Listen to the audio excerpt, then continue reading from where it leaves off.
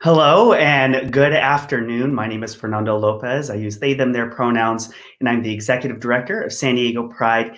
Here joining us today for an LGBTQ&A is the wonderful Cori Schumacher, City Council person from Carlsbad. Welcome, Cori. Hi, Fernando. How are you? I'm hanging in there. How are you doing? Same. White knuckling it. Well, thank you so much for taking time out of your busy schedule to join us today. We're going to have a great conversation, and folks who are watching and tuning in, please feel free to interact and chat with us. We're going to be taking your questions. We already have some lined up, and I already see some of you saying hi. Hi, Christina. Hi, Hayuk, and hi, Christina again, who's saying hi to you, Cori. Hi, Christina. So, Cori, how you doing? Tell us a little bit about yourself, and we'll get going. Sure. Hello. I'm a council member in the City of Carlsbad and was elected in 2016. And prior to that, I was a professional surfer, was a 3-time world champion in that realm, and also doing a lot of the work around inclusion and equity within the sports space. So a lot of work around the gender equity and LGBTQ visibility space, and saw how that could actually translate, sort of a community activist and organizer, how that could actually translate into bringing some change to North County, where I had lived in Carlsbad for I'd lived 15 years in Carlsbad prior to running for the seat, but had grown up in Oceanside and Encinitas and Carlsbad. So that's the very brief history of my past. Well, we're going to go into some of that a little more. And a North County gal, I told Cori earlier today that I was wearing a little beachy shirt just for Cori, because I knew we were going to be talking about some of the stuff in your history with surfing, which is just so incredible. So thank you again for being here. Hi, Jeremy. I see you saying hi too. So just how are you and your wife, Maria, doing through all of this pandemic in the last few years? How are you hanging in there? Yeah, well, I mean, the pandemic, I think just for all of us it's been rough. My wife's a hairstylist, so she's had to go through a lot of the oscillating kind of the ups and downs of the economic closures, the business closures, and then the reopenings. So it's been sort of start, stop. We have been married since 2008, but this year we really found out, because we were just like 100% of the time, all the time with each other, that we still truly are in love with each other, and have really just kind of fell even further into each other's arms to be each other's strength through really rough times. And, going back and forth between watching our community care for each other, and then sort of when it gets a little rocky and how people's emotions kind of come out and where they get expressed, and for me personally, trying to be there for my community and trying to figure out how to be a leader in these times has been an emotional road for me. And I feel like once I get a chance to process what it has meant to be a leader in these times, and we're certainly not out of them, that there's a lot of opportunity for growth, and also looking at some of the institutions that we have that we can improve, and how we can actually improve how we support each other in community through these times and times like this. I'm honored to be in this position right now, despite how difficult and challenging it is. So we're personally doing well, even though it's really, really challenging, and just knowing that there's a lot of opportunity to learn from everything that's going on. Well, I'm glad that you're here today to share and doing great work and being a wonderful voice of reason up in Carlsbad and in our region. And I love hearing that the closeness of the pandemic has brought you and Maria and validated that. Not everyone's so lucky. I think my roommate and I are maybe yeah. My wonderful friend of 10 years who I love very dearly, Derek, if you're watching. It's rough, right? Yeah, it's hard. You don't get to go out and do and see all the other things that you normally would. And speaking of which, like what are you personally and what are you, Maria, and Maria doing for self-care? Like how are you taking care of yourselves and each other right now?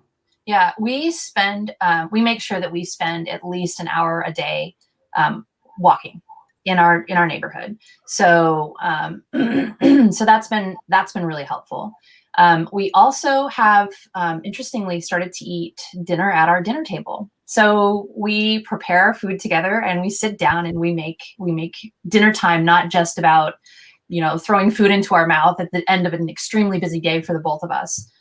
So that's been really, really great. And I think we didn't realize until the pandemic that maybe we have spent too much time beside each other, staring forward rather than stopping and looking deeply into each other's eyes. So that I think has been really interesting in thinking about how important it is to connect in a physical way and how much I've missed that and how much our community has missed that, LGBTQ, our family. And then also just others in our community. It's kind of like you become disconnected from the humanity of people when you don't get a chance to sort of be next to them in person and face to face. So that has been really clear. And I know we were talking about this a little bit earlier, but it has actually reaffirmed for me how important things like Pride and our parade and our gathering is, and how much I've missed it over the last year. And I don't know where things are at with this year, but I'm really looking forward to getting back to that. I ache for it, actually. Me too. Well, it's so interesting. I've heard from other folks too that you're not the first person I've heard say that the opportunity to sit and face each other is something that folks have recognized, that, a lot of couples or friends or roommates, even like Derek and I, we get home, you're tired, you turn on the TV and you just sort of like tune out and you eat. And this, unfortunately or fortunately, has said like, well, but the value is in this interaction and me staring at you and having a conversation. And I know a lot of days that we've all gone through have been rough, so we don't always necessarily want to talk about the days that we've been through. But I find that even in my own home, we're reminiscing more about things that we've been through in the past and just reconnecting. So that's really great to hear. Yeah. Have you, just a quick question in your direction, sorry, but have you noticed that in those feelings where you might feel, those times where you might feel isolated, there's almost this tendency to self-isolate a little bit more, and that you have to like push back against that to reach out to people? Have you experienced that? Oh, 100%. And I hear that from folks all the time. So for folks who know me, I'm a huge introvert. And I know folks don't, like, maybe for the first time hearing that, are like, what are you talking about? You do this stuff all the time. Like, no. So my tendency is to hide in my room and just sort of like disconnect from the world. And it's hard, right? We're normally bumping into our friends in our community or at community events or in the office and just having generative conversations. But that just isn't, we're not experiencing that. And so you have your rough day, and it's that much harder to sort of reach out to the person who lives with you, or the friends that you would normally just casually see week to week. Absolutely. Yeah, I share that as well. It's a strange sort of phenomenon.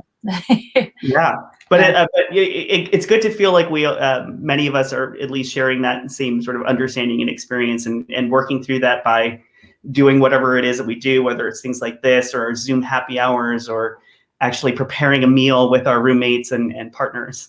Yep, exactly. Yeah. The next question I have for you, you mentioned surfing earlier, and I know that surfing is a big passion of yours and a family tradition. And you became the first openly gay surfing champion, which is incredible. So tell us about that. Yeah. So that was really deeply embedded in some of I had a love-hate relationship with surfing that it took me many years to untangle. There's the pure act of surfing, which in and of itself is just such a gift, and remains something that is so deep in my heart, right? I have salt water in my veins, end of story, and the ocean in my heart. But the surf industry and everything that kind of comes around being a competitive surfer and the culture of surfing and how it's been controlled by, businesses and corporations that want to make money off of the image of surfing, it's completely oriented around a heterosexual white narrative, or has been for a significant amount of time. We know that back in the day, it was Polynesians and Hawaiians specifically that really is where the origin of our sport came from. Mm-hmm. And so with me, I think there was this coming to terms with my own sexuality while also struggling with the suffocating image of surfing that I was also trying to wear as a mantle in order to make money and be a fulfill my dreams within the sport. And so there was really a turning point for me. That is over a very kind of a long period of time, many years. But back in 2010, 2011, after a series of decisions that I had made, I realized that it was time to step forward and publicly claim my sexuality, as well as publicly claiming my activism and my care for inclusion and equity, and frankly, reorienting the narrative of surfing and taking it out of the hands of the corporations that were simply just trying to make money off of it. Because I really felt strongly that surfing could be a vehicle for so much good, so much social good and in the world. And I think that it's been interesting to watch how surfing is being reclaimed by people who really, for whom it's a lifeline. The LGBTQ community, there are surfers of color who are out there, and women who are redefining the sport as the corporations crumble, because surfers have turned their backs on that narrative and are claiming a new narrative.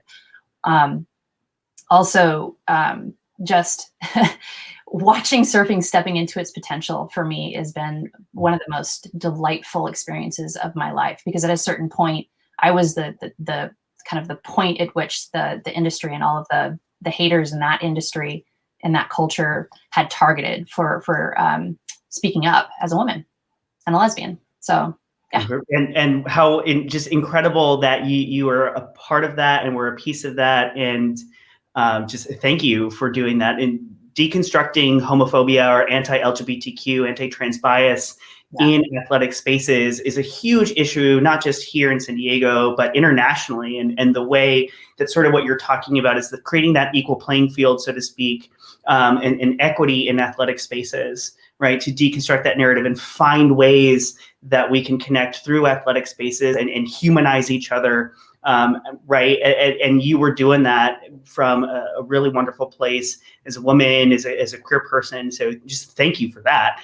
And that actually takes us into our next question, because San Diego has deep roots in combating homophobia in athletic spaces, whether it's with Billie Jean King or Mila Navratilova or Greg Louganis, Billy Bean, obviously you, and we go on and on. So we're actually doing a segment, I think it's later this month or next month, about that, ending gender disparity and sexual orientation disparity in LGBT spaces. And you kind of touched on it, you really did touch on it, but why, can you speak more to the equity piece and why that was so important for you? Why combating homophobia, misogyny in sports was in your blood? Yeah. So I grew up in a surfing family. So my mom surfed. And so I incidentally experienced a lot of the homophobia and gender disparity through my mom before I actually entered into the spaces, and watched how women who were fighting for their place in surfing were the worst possible thing that they could be called was a lesbian. That was a way to minimize and to diminish and to deprioritize them in that space. So there was this artificial divide that was created in women's surfing, with the lesbians on one side, or those who the culture had identified as lesbian, who were thrust to the side and you know, in some cases spit on at surf contests and whatever. Some really awful things, frankly. And then there were the good female surfers, right? The ones who were sexy, who the judges would want to be with, and heterosexy. And so, you know, one side of the narrative was saying that the lesbians were the reason that women's surfing could not progress past a certain point. And I internalized all of that for a significant amount of time. And it wasn't until I started taking some college courses that I realized that it was not a personal experience. It wasn't something that was wrong with me, that I had not only internalized, but actually used to diminish myself, to kind of shrink my light, so to speak. And so once I decided that I didn't want to, once I decided that I was done being in pain, and that I didn't need to be in pain because it wasn't something wrong with me, I made a very, very,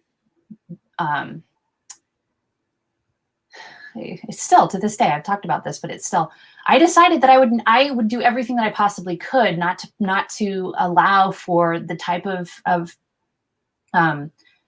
institutional pain that I had experienced to be dropped on another generation of women. And that, you know, at a certain point, I think that transitioning from feeling like it was all me to understanding that it was something that was institutional and systemic, I just really wanted to make sure nobody else felt the way that I did, because it got to, I mean, it was really, really bad. And so that's why it became such a mission for me, and continues to this day to be a mission in some spaces. And it's so funny because politics is very much the same way. And all of the hidden sort of invisible gaslighting and diminishing exists here. And honestly, I think that as it has become less acceptable to be a homophobe and racist and sexist, misogynist in our workspaces and out in the world, minority leaders in political spaces are taking on the burden of being the targets of where all of that negative hatred is being directed. And we're seeing that now. And so it feels like a very important time to be outspoken about these things in politics as a political leader right now. Absolutely. And I just want to say thank you for sharing. And obviously for folks who have been doing this work for a long time, that pain doesn't necessarily go away, right? And you talked about how you were internalizing so much of that. And that's what we as queer folks, as gender minorities, as racial and ethnic minorities do, right? A lot of the times from these power structures, we internalize that, and then we don't sort of step into our own to combat that for others. You obviously stepped past that into this like very brave space and helped to shift a landscape. And so I just wanted to thank you for being so vulnerable with sharing that, and even for what you're enduring right now. And I know we're going to go into that a little more in a bit, but before we go into that harder piece about sort of some of the stuff that you're experiencing as an elected up in Carlsbad, let's talk for a second about something a little happier, which was that you did get married in 2008 to your wife before some of these things happened. And so even before you were fully out and out there taking on those battles, you married your wife, Maria, in 2008, and you were one of only 18,000 couples were sort of permitted in that window, right? Yeah. During 2008. That was an interesting time. So can you tell me a little bit about what that experience was like in 2008 and getting married and in that period?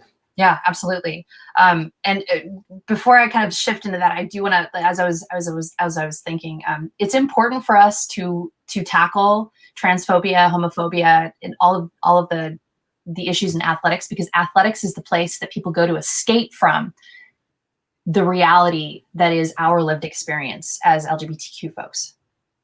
Right. And that's the last bastion of toxic masculinity, frankly. So just to kind of like. Well, no, well, let's hang there for a second. Okay. No, let's do it because, so internationally, really, athletic spaces, and I think you keyed into a piece of that toxic masculinity that is pervasive regardless of sometimes of the gender of the sports that we associate with those sports. Toxic masculinity impacts that, right? Whether it's the male gaze or just misogyny, all sorts of things. And I think that's why, especially in an international space, athletic spaces are really targeted through the LGBT movement internationally as a place to build those bridges. And San Diego was just knocked out, unfortunately, of the runnings to host the Gay Games in 2026, which was specifically working around that issue, and they might actually reapply for 2030. But that work is so key domestically, like here regionally and internationally. And can you speak more, or would you like to speak more about that piece of it, that toxic masculinity piece, and why it's so important to combat that as it pertains to athletic spaces and how that translates out into the rest of our lives? Yeah. So John Carlos is somebody to remember. John Carlos, back in the 1984 Olympics in Mexico, was the he was on track and field for the U.S. team, and it was right in the middle of no, it was 1964. My apologies. It was right in the middle of the civil rights movement, and he was the first one to really take his platform in the Olympics and use it as a way of centering something that was really important: the civil rights movement. And so, if you Google John Carlos, you'll see his Black Power hand and his teammates who are also in support of him. And what he communicated and what I'm communicating here and what Kaepernick communicated as well is that our bodies are used and abused by systems of toxic masculinity, of the sort of the consuming environment that we're in, that honestly destroys diversity in order for the American sort of vision of a heterosexual perfection to continue to be perpetuated, which we know is not true. And I think a lot of it is sort of propping up this idea of propping up a type of masculinity and a type of otherism, us versus them, that is the core root of what we have to get to in order for us to be a diverse and equitable community. Toxic masculinity is exactly where the divisive othering perspective exists. And it defines itself by what it's not. So it's not a positive identification, meaning it's not an identification that is in and of itself something that it can exist ulterior to what it opposes. So this gets into, sorry, I'm getting a little. No, you're the right person to nerd out with. Okay. So it's defined by what it's not. And so as we're getting into its space, and it doesn't have toxic masculinity, or the masculinity that I'm talking about doesn't have these really well-defined walls, then its reaction is violent. Its reaction is so violent because it needs to keep an arm's distance between what that is over there, what it's not, which is I'm not, not gay, not Black, and it has to, it actually will, it's embedded in sport, because that's where the warriors are. And the warriors, as we know it kind of back in the day, that's what the toxic masculinity has linked to. So if you take sports, like I think that the conversation around the trans experience in sport is really important, because it gets to the heart of what sports means. And if you listen to people talk about trans folks in sport, you'll hear them talk about advantages And the reality is that sports are used for team building and interacting in a way where it's supposed to bring people together to work together on really difficult tasks. It's not about winning. It's actually not about winning. It's about the experience that sports gives you to build teams, to overcome difficulties, to fall down and get up one more time. Toxic masculinity will say it is about winning, and therefore, if you have any type of advantage, then you can't play. I love this explanation, and I'm actually going to now, because of this, I'm going to pause. We're going to move the question about your wife, because I think this actually goes perfectly into the other conversation we wanted to have. Some of the work, some of the things that you're experiencing. And when we talk about toxic masculinity in athletic spaces, it's interesting to me how athletic spaces and professional athletic spaces continue to be a harbinger of that, and like just fostering and festering this behavior. In the trans conversation is so important there.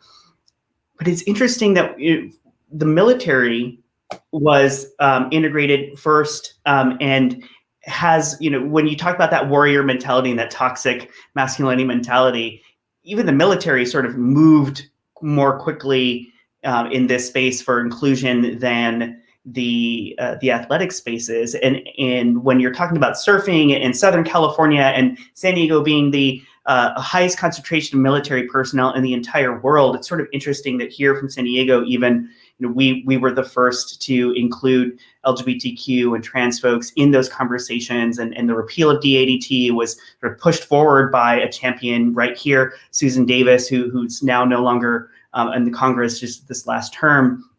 But there's so much interconnectivity here from the combating of toxic masculinity and homophobia and transphobia from San Diego in those military spaces, in athletic spaces. And then you brought it to that political realm where folks who are more visible and out in front are seeming to be taking a lot of that brunt of that burden right now. And we've seen a lot of these homophobic attacks, these transphobic attacks, impact our LGBTQ elected officials quite a bit in the last several months. And during this election cycle, we all know what we just went through in the last 4 years with a rise in hate crimes and anti-LGBTQ violence. I've seen it impact Steve Padilla down in Chula Vista, right? And with mass resistance in impacting the libraries. Our own mayor here in San Diego, Todd Gloria, experiencing a great deal of gay baiting and homophobic attacks and thinly veiled racist attacks. Now, Cori, you have been enduring quite a bit as well up in Carlsbad, and my heart just breaks, and was one of the reasons why we wanted to bring you in to have this conversation. Can you share with folks about some of what you've been going through, and then we'll go from there? Yeah, absolutely. And I appreciate that you brought up the military, because it's like the faux meritocracy of sports and the actual meritocracy or more closely aligned meritocracy of the military. So the military's always done a better job than those who make money off of the narrative they're trying to sell, which is heterosexy, right? The experience of, I think, LGBTQ elected officials in particular aligning on the side of we're landing on the side of this particular type of toxic masculinity is incorporated in very closely aligned with white supremacy. It's the supremacist sort of package that comes along with it. And again, all I can think of, and I think in spaces where we talk about racial inequities, we understand a little bit more today about white fragility. But the fragility of masculinity is really what we're talking about here when we're talking about the violence that comes, symbolic as well as actual violence that comes against those who are in leadership and have been uplifted by their communities who are in the LGBTQ space. I've definitely been hearing about what's been going on with Steve Padilla and Todd Gloria. And I am thankful for the community that's rallying around them and their staff members who are able to do the work of kind of buffering them from all of that. Up here in North County, which is almost like sports, one of the last bastions of sort of the supremacist space. I know we have East County as well, but here in the city of Carlsbad, we have a very particular type of demographic, and they're not happy with the fact that there's an outspoken lesbian who doesn't know her place, and the type of backlash, not just toward me, but toward people who support me as they try to, this pod of supremacists try to isolate me, is what I've come to identify as, it's a very concerted type of power and control that they're trying to assert. And it's absolutely linked with trying to put certain types of people back in their place. And the difficult thing about that is Steve Padilla, Todd Gloria, myself, people who have had minority experiences, we're the very people that you need to have in these spaces, because we have a different type of empathy that we bring to the job and to public service. And the more that we get pushed into and battered, it's like this you try to retain your empathy as a public servant so that you can stay connected to your community. Meanwhile, you've got this onslaught of attacks that you're actively trying to not build armor. Mm-hmm. So you don't lose your connection, but all it's doing is trying to dehumanize you. It's trying to turn you into a political object, because objects can have violence enacted against them without the feeling that they're a human being at the end of that. Mm-hmm. So it's a very small little shift from being turned into an object and being harmed. And we're watching this throughout the United States with leaders who are women of color, specifically women of color, women, and then LGBTQ folks as well. Absolutely. Gosh, there's so much to unpack there. And you were sharing earlier about how all of that trauma, all of that violence, all of that discrimination gets internalized, right? And stepping past all of that to serve to sort of break that cycle in athletic spaces. And now here you are showing courage yet again and breaking through that in a new space is so challenging. And thank you for continuing to be brave, because you're right. I mean, we as queer folk understand the dehumanization that we go through that leads to dire consequences, right? That's completely real. And we just watched about a month ago some dire consequences from the building of tension around white supremacy, right, at our capital. And here locally, we know that our region has a history with white supremacy and building out and being sort of a harbinger of or really good ground to build white supremacist behavior. We know that exists here. I mean, San Diego Pride was attacked in 1999 with tear gas attacks. We had a baseball attack in 2006. You had the shooting at Chabad Synagogue just a couple years ago. We've had the militias at the border attacking Latinx folks. We just had white supremacist group over in Pacific Beach. There's what you're enduring. There's mass resistance down in Chula Vista, right? And for the last several months, there have been an increase in hate crimes, violence, vandalizing, intimidation, and terror in Hillcrest happening. And so, we just saw a church and a gay bar vandalized that were both displaying Black Lives Matter signs and visible support for the LGBT community. And so it's hard for us sometimes, and especially now when we're so isolated during the pandemic, to see all of those connective pieces and how they're all related. And it feels so isolating for folks.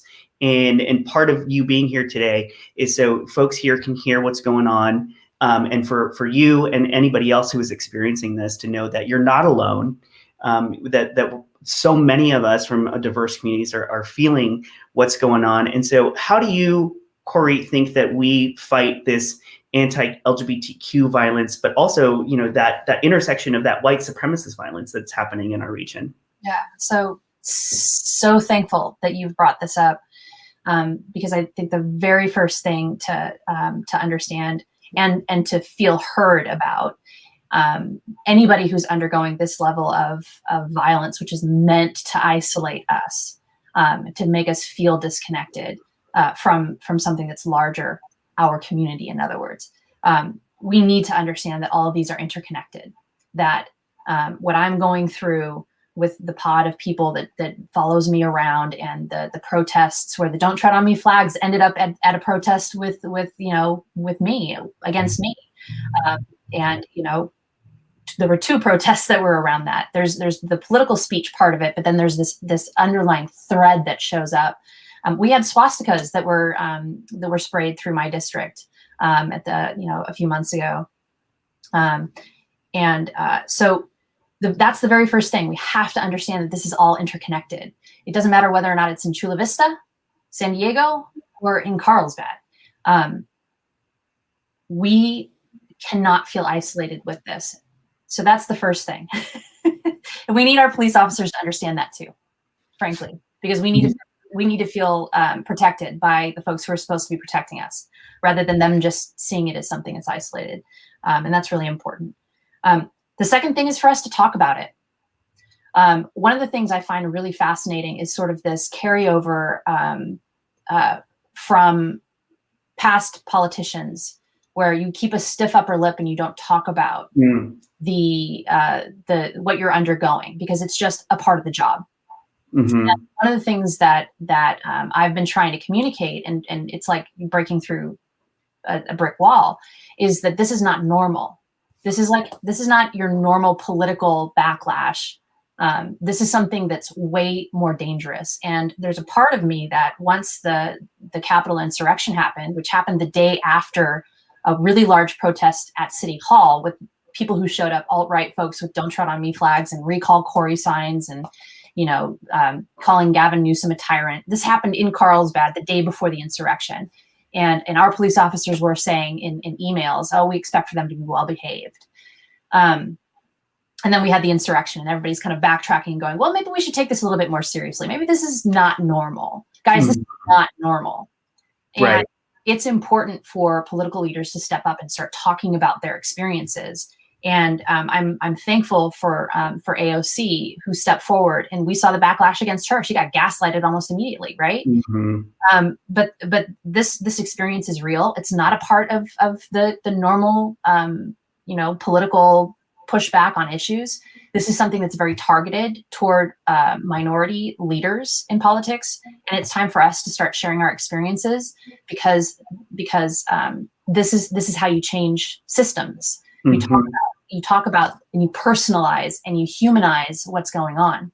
So we need to talk about this more in order for us to be able to deal with it. One of the things that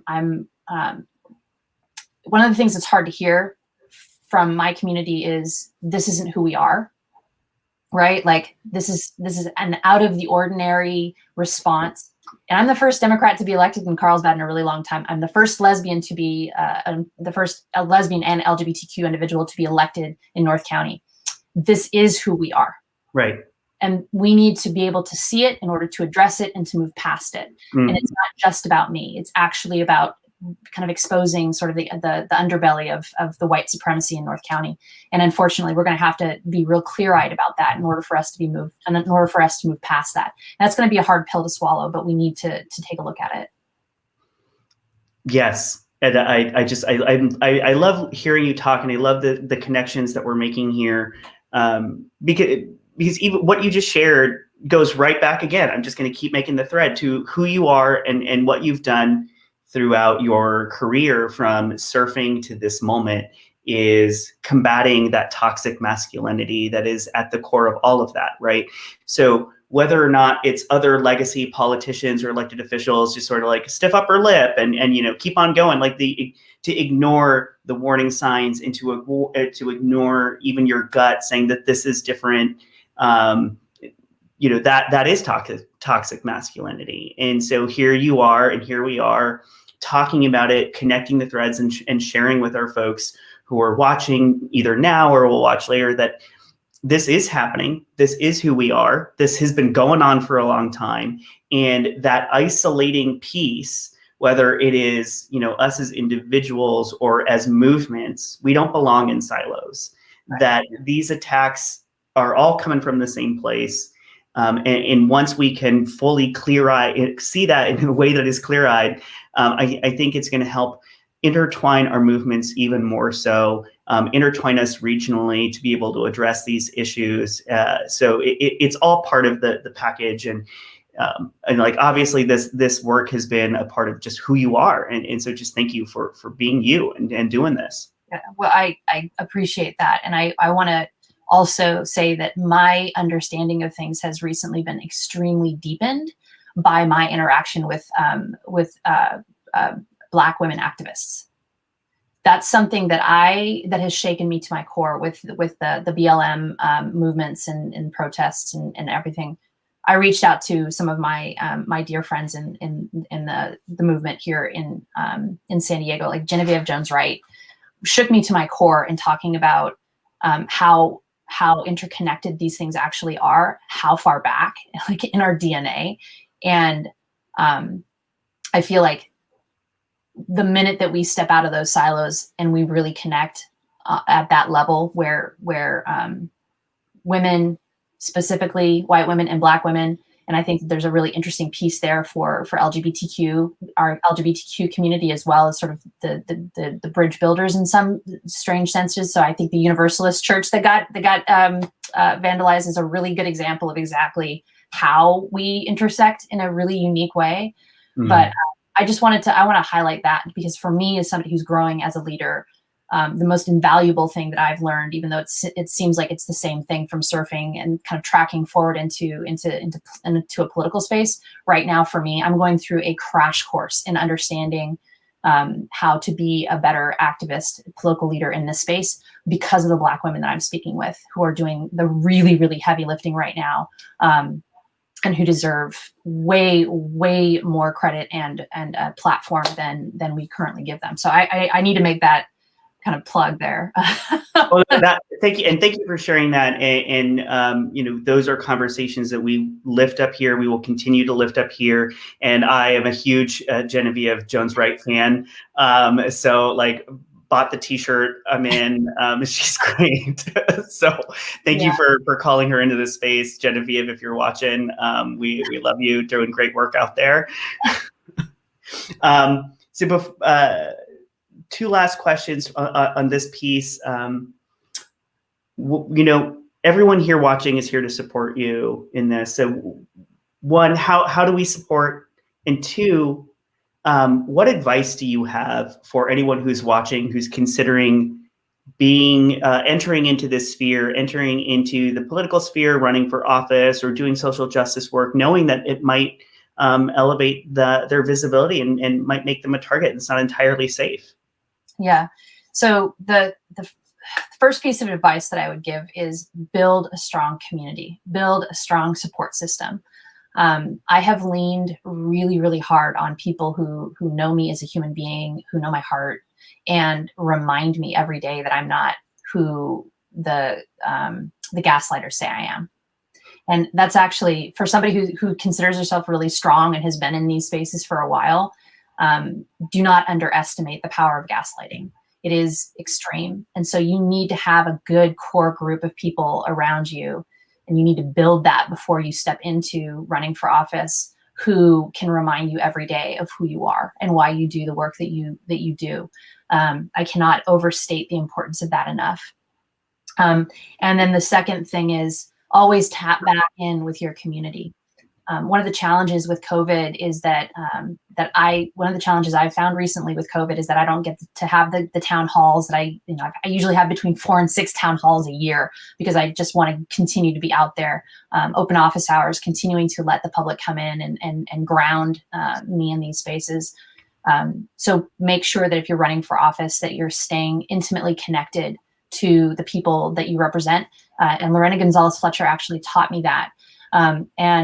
With that also, as you're heading into this space, always give props to the people who've come before you. Always Make sure that you know where your values are rooted in, and always uplift the people who are doing the work beside you, because the more that you lift them up and support them, the more they support you, and the building of community at the peer level is really important. So it's about community from top to bottom, frankly, and that's what I'd recommend. Always And community. just do it. I mean, just do it. It's going to be hard. It's going to be really hard, but just do it. It's gonna be hard. It's gonna kick your butt, and whether it's being a nonprofit leader or simply a community activist or running for office, all of that is really, really hard work. And you've got to give props to folks like Christine Kehoe, who was our first LGBTQ elected official in the region, moving up the way there. With Tony Atkins and Todd Gloria right behind them. And now we have so many LGBTQ elected officials. I don't know that we're going to be able to get you all on the dais at the same time when we have Pride again. We'll figure that out. Break the stage, right?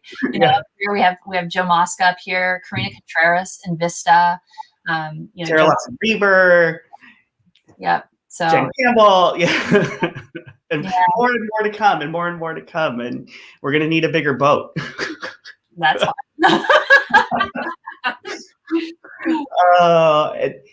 So thank you for going into this really hard stuff. And part of that, the dehumanizing piece that we've all endured as marginalized folks, one of those dehumanizing pieces was the battle across the country to either remove non-existent marriage rights or prevent marriage rights. And that was no accident, right? To tell an entire community of millions of people across the United States that they were so inhuman, they did not have the ability to love, was absolutely an intentional dehumanizing motivation that could lead to dire consequences. We were fortunate enough to have a California state Supreme Court ruling in 2008 that allowed many of us to get married. You took that opportunity. And so let's go back to some happy stuff and talk about what it was like to get married in 2008. Yeah. We didn't know that we were going to be able we didn't know we were going to be able to get married. And I didn't think that it was going to matter, as much as it actually did. And when we were able to get married, and we did that here in Carlsbad, actually, in South Ponto. But when we got married, it changed everything for us. It brought a legitimacy that was unexpected as far as our relationship. And we felt it was really important to continue to help others be able to experience that if they wanted to. And I think the pushback really highlights how important it is to actually continue to fight for marriage rights, fight for LGBTQ rights. We're not done with this. The rubber band always, tends to snap back at times. But my wife and I continue to have a really strong relationship, and our marriage is going incredibly well, and is, for anybody who thought that this was something that was minor or small, it's not. It's been amazing. You build something with marriage. It's something that's, separate from yourself in an interesting way. So it's amazing. Thank you for sharing. And yeah, it is amazing. I had the privilege of getting married in 2004 when Gavin Newsom was the mayor of San Francisco and allowed couples to get married. And that was such a transformative experience. And we had already considered ourselves married back in 2001. So this was my 20th year wedding anniversary. We're still together. But, the fight for marriage is not done. And I appreciate you saying that. During 2008, so Kara Desert, who is the CEO over the center, was leading the field efforts here during the Prop 8 campaign, and I worked with her during the decline to sign phase of that, leading up, where we were trying to prevent it from even getting on the ballot. And that year, there was about 9,000 folks that entire year that volunteered at least one shift for the campaign. And it was like pulling teeth to get folks to come out. Because like, oh, it's California, it's so progressive, we're so liberal, it'll never pass. And then when it did pass, there were 27 to 29,000 folks in San Diego who took out and marched to the streets. And I just remember thinking, guys, I wish you had volunteered one shift, to make a change. And it's so important that I think we remember that these fights aren't over. There's the Fulton case, a Supreme Court case is going to be heard later this year. That the potential there is to gut out religious exemption. And that might impact our marriages going forward and a lot of other protections for the LGBT community, which makes fighting for the Equality Act that much more important on a federal level. So I think it's important. Thank you for that reminder that we all need to stay engaged and focused and clear-eyed and engaged in the movement. Yeah, I think it's so important, everything you've just said. One of the things that I recall as you're saying that is I was actually, my community pushed me forward after a really big battle where we had people who were very in a patronizing way deciding for our community on something.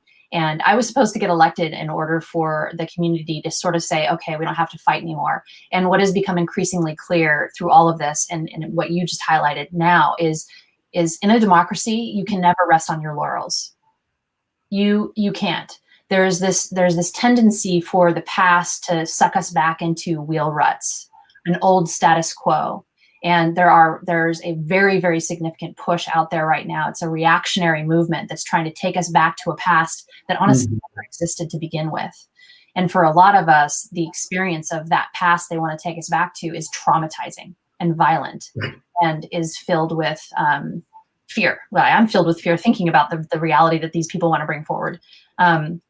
So it's really important for us not to sit back and rest on our laurels, but to fight and to fight for the rights and fight for the progress of civil rights, of LGBTQ rights, of trans rights. I mean, you just list them all off. We have a lot of work to do, and it's going to take a lot of effort to pull this nation out of the wheel ruts of the past. And it's going to take generations to do it because it took generations to build it to begin with. Mm-hmm. So I always think of my role in this as I don't expect to see the things that I'm working on or that I fight for come to fruition in my lifetime. And so I release that need to see the outcomes of my work and just commit to doing what I can right here in the moment from right where I'm at. And that is that's really satisfying because some of the social justice folks sometimes come in and out of this space because it's it's the thing of the moment. And then there are those of us who stay committed in the trenches. And we know that we may never see the reality that we're working toward, but we understand that we need to continue to do that work. 100%. And I thank you. Yes. And it's called a movement, right? We're in a movement. It's an activity. You get to participate for as long as you like, and we hope you stick around for a while. And anybody who wants to participate that sticks around and engages in that. And thank you for calling out the backlash that sort of always happens. There's always this sort of ebb and flow to the shift of that moral arc, right? It's not a smooth arc. And it doesn't just go straight up. And oftentimes with great successes comes great backlash. And so being vigilant and active to combat that is so important. We're nearing the end. And I want to make sure that if anyone else has questions, and we had quite a few more, but we've had such a wonderful conversation. I could sit and just chat with you all day, Cori. I think we need to do this again. Yes, we do. So I'll tell you what, not all of it, I'm going to skip to this fun one. Not all of us get up to Carlsbad all the time. And so what would you say what's your favorite spots up there in Carlsbad that you can entice some of us to come and visit currently in ways that are safe, obviously, but when this is all over, we can go party up in Carlsbad. Excellent. So I'm biased because I live in the Village, which is the northwesternmost portion of Carlsbad. And we've got the village, the little downtown village area, which is very walkable and very quaint. My recommendation is come up here and go to a restaurant called Campfire. Really, really fun menu, really fun drinks, and the vibe there and the ownership, they're amazing. So get the, I'm not going to remember, just get the broccoli. Whatever you do, order like 3 plates of the broccoli. It's absolutely amazing. I'm writing this down. I love it. Campfire was on my list to go to last year, and then the pandemic happened. Oh, I need to check it out. Good. And then after that, go over to the Carlsbad, the New Village Arts. It's a really amazing little theater tucked on State Street. So it's just down the way. So Campfire's on State Street as well. Walk down and go in to see a show at the New Village Arts. It's a theater right in the heart of downtown. And they have some award-winning plays that they put on there. It's a hidden gem in the city of Carlsbad that really highlights how we're shifting toward a more focus on arts and culture. And also, if that wasn't enough, because that's the end of the evening, but at the beginning, walk around. You can find some of the most amazing murals in the downtown area. So we're becoming really well known for some of the art, the murals that we have throughout. So like the art wall on Senor Grubby's, which is on Carlsbad Village Drive. So make a day of it. Come to the village in Carlsbad, see all the murals, go to Campfire, and see a little show at New Village Arts to cap off the evening. I love it. Carlsbad is a great town to just walk around and enjoy. I love our beach community. So we'll be heading up there soon enough, hopefully. Excellent. So any last words to share with us before we end our session together today, our time together today? Sure. Well, Fernando, you and the SD Pride folks reaching out, thank you so much. I think I told you this when we were backstage, but when our community members or folks like me are kind of are the target of some of these attacks, it can feel like we're getting suffocated, and it's hard to see because you're just trying to, move through a lot of ugliness.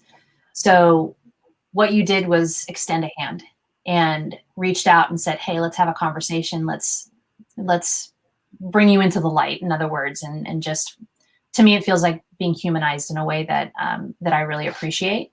And I know I kind of rambled off a little bit there, but I'm really trying my best to stay in a lot of vulnerability with what the community is going through, what COVID means, how much people are in pain right now for a variety of different reasons.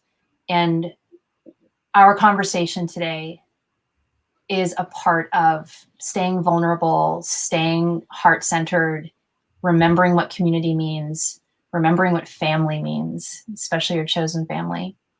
And so I just want to spend the last, couple minutes just saying thank you. Thank you for allowing this conversation and the space to have this conversation today. Well, and thank you, Cori. This is, so for folks who are watching, this is the longest conversation Cori and I have ever had the privilege to have. We've seen each other at events. Cori's obviously been invited to our Pride events. We could do things in person, and we've been shared physical space together. It's always so chaotic when we're putting on these big things to really get to connect with folks. And Cori, I really feel like I connected with you today. There's just this deep authenticity about you, and it's a joy to watch you do work up in Carlsbad and know that it impacts and ripple impacts far beyond Carlsbad to the rest of the region. You are appreciated. I'm watching all the comments over here. Folks are just huge fans and saying wonderful things about you. So you are making a difference, and you've been doing that, whether it's through athletic spaces and surfing, or in politics, and just knowing that you're giving hope to other people who are watching you in action. So just thank you for all of that, all of this today. And you ever want to come back, you have a home here at Pride. Excellent. Thank you very much. Appreciate it. Thanks, Cori. And thank you, everyone, for joining us today for our LGBT Q&A with Cori Schumacher, Councilwoman from Carlsbad. What a joy it was to get to share time with her today. As you know, all of our activities, all of our programs are in virtual spaces right now to keep folks healthy and safe while all of this is going on. You can learn all about the different programs and upcoming live events and activities that we have going on at our website, sdpride.org, or sdpride.org/events to see ours and other community events that are happening. If you support the work that we're doing, without the fundraiser that we normally would have, our Big Pride event, we are looking for donations to keep this work going. So please consider becoming a monthly contributor at sdpride.org/donate. Our next live stream is happening next Thursday, February 18th at 6 p.m. It's our Vibe with Pride with host Jay Rodriguez, who you might remember from Queer Eye for the Straight Guy. We love Jay Rodriguez. He's often comes down and hosts one of our stages here at San Diego Pride. We're going to have the ever brilliant and amazing Amber St. James is going to be joining us, DJ Pureflow, Adonis Illusion, and SD. So I'm really excited to see those folks come out and share. And again, thank you all for joining us today for LGBT Q&A. Love you all and happy Pride. See you soon.